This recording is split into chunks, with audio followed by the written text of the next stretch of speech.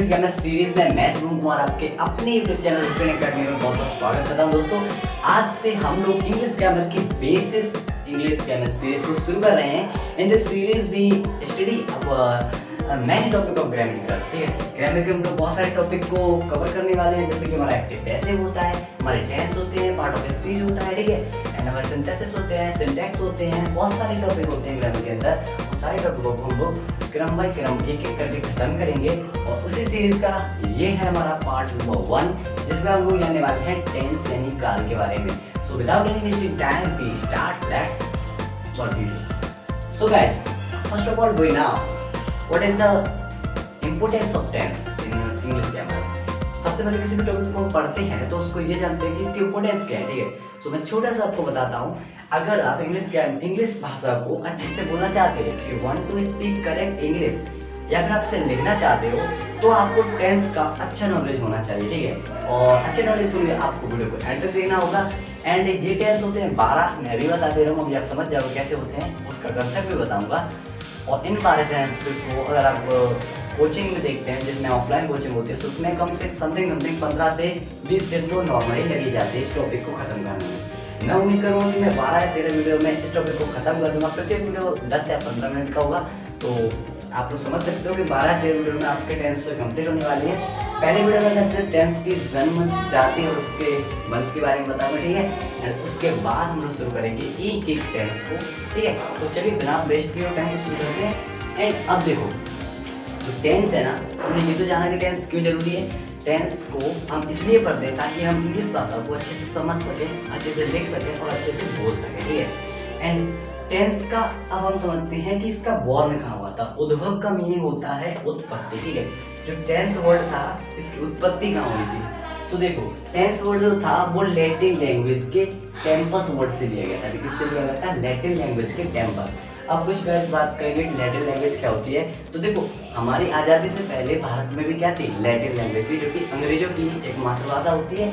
उसी अंग्रेजी भाषा से लिया गया था टेम्पस। उस टेम्पस वर्ड का मीनिंग होता है लैटिन भाषा में टैन, यानी टेंस का बेसिकली जो दिया गया है टेंस शब्द, उसका किससे लिया गया है? टेम्पस से लिया गया है। इसका मीनिंग क्या होता है? टैन।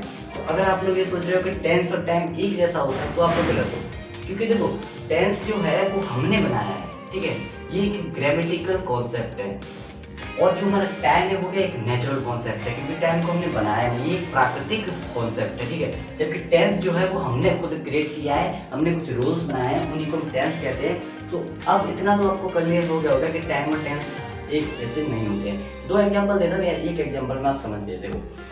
सीता कल बाजार जा रही है। ठीक है, सीता कल बाजार जा रही है, तो इसमें देखो कि सीता कब बाजार जा रही है, तो सीता को पता चल रहा है फ्यूचर में बाजार जा रही है। कल जा रही है ना, तो यदि फ्यूचर में जाएगी तो बनाना तो हमको फ्यूचर में चाहिए, लेकिन क्योंकि टाइम क्या बता रहा है कि वो फ्यूचर में जाएगी, बट हम बनाते किसके अकॉर्डिंग? टेंस के अकॉर्डिंग। और टेंस में से बनाते Sita is going market tomorrow. तो सीता इज गोइंग आया, मतलब इज गोइंग का मतलब होता है प्रेजेंट कंटिन्यूअस। इज आ गया और आईएनजी फॉर्म आ गया वो वर्ब के फर्स्ट फॉर्म के साथ, तो वो हो जाता है हमारा प्रेजेंट कंटिन्यूअस टेंस। अभी मैं बताऊंगा आगे आने वाले वीडियो में। तो वहाँ पर हमने टेंस यूज किया, जबकि टाइम क्या कह रहा था कि फ्यूचर में होगा काम, लेकिन हमने टेंस किया। तो अब आप समझ गए होंगे कि टेंस और टाइम एक जैसे नहीं है। ठीक है, अब हमने समझ लिया टेंस और टाइम के बारे में। आप समझते हैं the correct definition of tense. Tense की एक डेफिनेशन क्या होती है, जो कि क्वेश्चन तब से आ रहा होगा, व्हाट इज टेंस। तो देखो पहले मैं डेफिनेशन बताता हूँ, उससे एक्सप्लेन करता हूँ। Tense is that form of verb. Tense जो होते हैं वर्ब की वह फॉर्म होते हैं विच शो, जो कि हमें दर्शाते हैं नॉट ओनली द टाइम, सिर्फ समय को ही नहीं दर्शाते, ऑफ एन एक्शन, किसी भी क्रिया के सिर्फ समय को ही नहीं दर्शाते हैं, but also the state of an action और इवेंट, बल्कि यह भी दर्शाते हैं कि वह क्रिया की अवस्था क्या है, जो कर्म हुआ था उसकी अवस्था क्या है। आप देखो इसमें 2 वर्ड आए हैं, एक क्या आया है कि टेंस हमारे टाइम को बताते हैं, एंड दूसरा हमारा क्या आया है? State of an action. So देखो, तो इसका मतलब हुआ टेंस जो है वो 2 चीज़ों का कॉम्बिनेशन है, एक टाइम और एक एक्शन का। तो हम एक फॉर्मूला बना सकते हैं कि जो हमारा टेंस होता है वो इक्वल होता है टाइम प्लस एक्शन के। अब हमें टेंस को डिवाइडेशन करने में, उसके पार्ट करने में कोई टेंशन नहीं होगी, क्योंकि अभी आपने जाना कि टेंस क्या होते हैं? टाइम और एक्शन होते हैं। अब देखो हिंदी में से बोले तो टेंस में रूल होते हैं जो किसी भी क्रिया के समय को बताते हैं और वह कितना हो चुका है, किसी भी कार्य के समय को बताते हैं कि वह किस समय में हुआ था और यह भी बताते हैं कि वह कितना हो चुका था। एग्जाम्पल है राम आम खा रहा है, राम आम खा रहा है, इसमें टाइम बताया जा रहा है रहा है यानी कि प्रेजेंट। टाइम कितने होते हैं? 3 ही तो होते हैं। टाइम की बात करें तो प्रेजेंट, पास्ट, फ्यूचर। एक हमारा पास्ट होता है, एक हमारा आने वाला होता है और एक जो हम कंटिन्यू होता चल रहा होता है जो हमारा प्रेजेंट कहलाता है। तो देखो राम आम खा रहा है यानी कंटिन्यूस काम चल रहा है, यानी रहा है यानी प्रेजेंट टेंस में, ठीक है।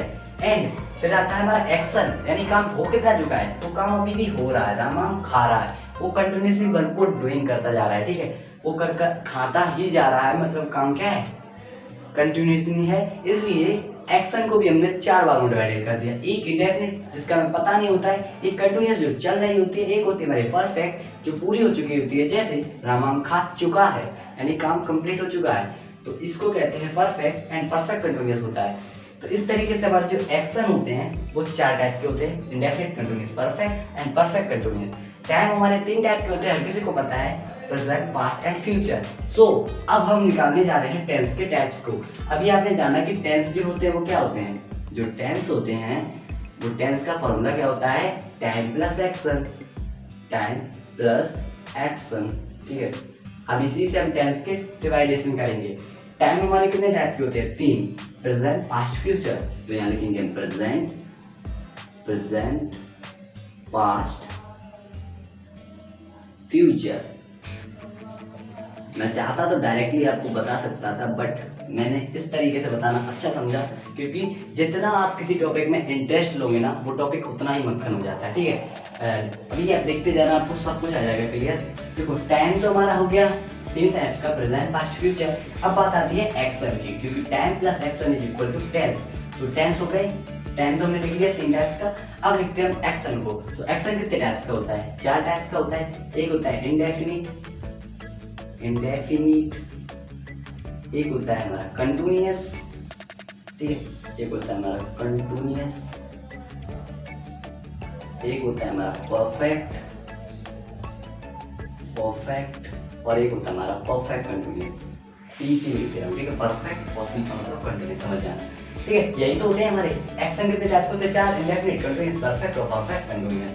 अब देखो प्रेजेंट में भी 3 तरह के एक्शन हो सकते हैं, जरूरी नहीं है। देखो टाइम क्या है हमारा, टाइम है प्रेजेंट, और प्रेजेंट में हो रहे हैं एक्शन, यानी मैं आम खाता हूँ, ये हमारी इंडेफिनिट हो गई। मैं आम खा रहा हूँ यानी काम चल रहा है, तो ये क्या हो गया, प्रेजेंट कंटिन्यूअस। मैं आम खा चुका हूँ, प्रेजेंट परफेक्ट, मैं आम 2 घंटे से खा रहा हूँ, प्रेजेंट परफेक्ट कंटिन्यूअस। इसी तरीका ये भी तो हो सकता है कि काम हम फ्यूचर में कर रहे हैं, अभी भी प्रेजेंट में खा रहा था, खा चुका था, ऐसा भी तो हो सकता है।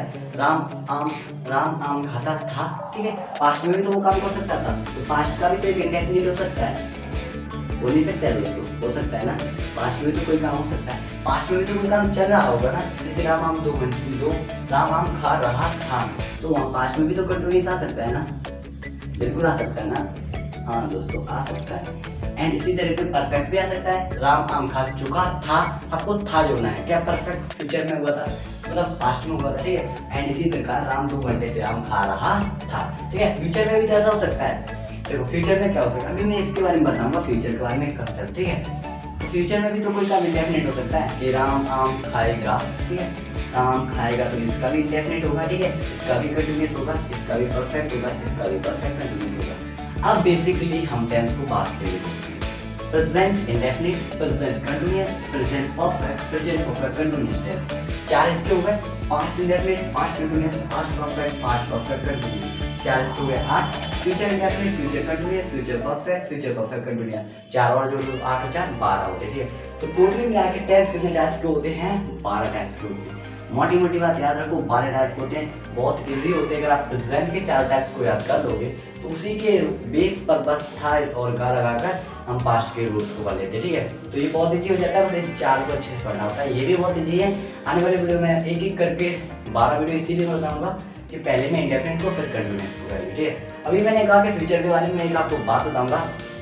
तो देखो टेंस को हम 2 आधार पर बांट सकते हैं, एक टेक्निकली और एक नॉन टेक्निकली।